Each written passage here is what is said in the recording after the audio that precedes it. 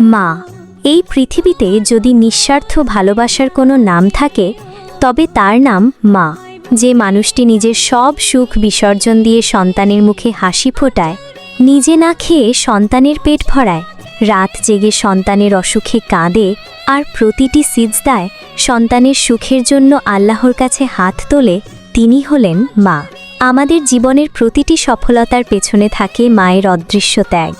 প্রতিটি বিপদে থাকে তার দোয়া, প্রতিটি অশ্রুর পেছনে থাকে তার নীরব কষ্ট। আমরা হয়তো বড় হয়ে যাই, কিন্তু মায়ের চোখে আমরা সব সময় ছোট্ট সেই শিশুই রয়ে যাই।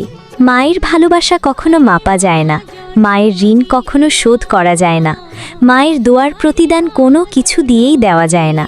তিনি আমাদের জীবনের সবচেয়ে বড় আশীর্বাদ, সবচেয়ে নিরাপদ আশ্রয়, সবচেয়ে পবিত্র ভালোবাসা। হে আল্লাহ, পৃথিবীর সব মায়েদের সুস্থ রাখুন, সুখে রাখুন, দীর্ঘায়ু দান করুন।